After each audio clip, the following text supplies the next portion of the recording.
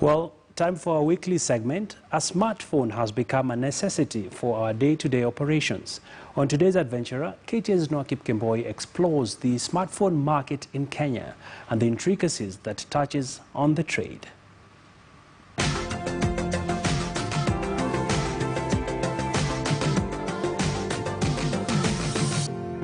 In a world of 7.8 billion people, 62% of them have a phone. 3.8 billion people have a smartphone. With the high internet penetration in Africa, the demand for smartphones has been going up. But on this continent of ours, and to be specific in Kenya, how does this market operate? Well, let's take a look, shall we? In Kenya, 97% of internet users access it from mobile phones. In the smartphone market, first, there is the brand new handset, which tend to be slightly costly. Here in Nairobi's CBD, Francis Joshua repairs and sells smartphones, an undertapped mobile phone market. The phone market is wide, and we have these main phone selling companies like Samsung, Techno, Apple Center. But most of the Kenya, they want something that is available to them, like at their doorstep. So we provide that. So most of Kenyans get their phones from us.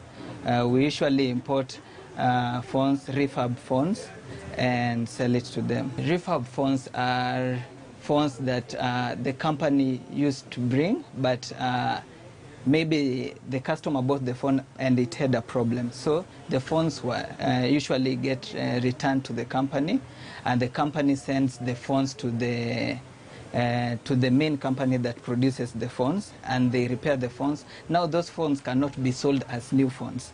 Once the goods have been opened, when the seal is broken of the merchandise, that phone is not new anymore.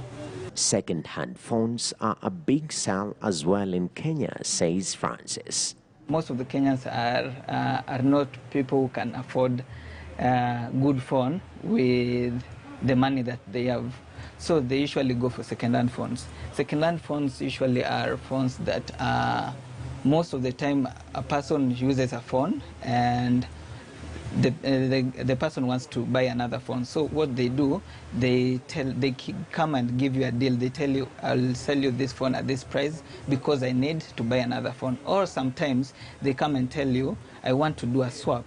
So what kind of phone do you have? So you give them a variety of the phone that you have.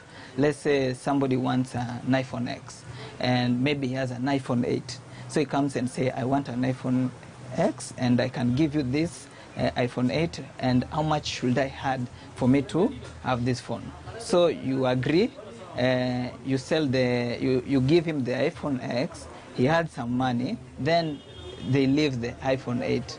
So you sell the iPhone 8 as a second-hand phone. Apart from technical challenges, these phones are to be avoided lest one can verify that it is their phone they are selling or swapping. If they don't have a receipt, they should at least have a letter from chief's office, to clarify that the product belongs to them. So when you have such documents, then it is hard for you to get in trouble, because you can say, this is how I purchased this, this is the identification of the person who sold it to me, and this is the letter that I have of purchasing the good. According to research by Gartner, global smartphone sales declined by 5% in the fourth quarter of 2020 and 12.5% for the whole year.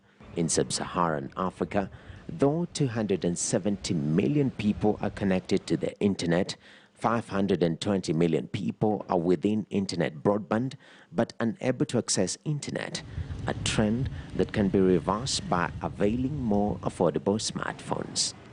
Noakip Kemboi, KTN News for the Adventurer.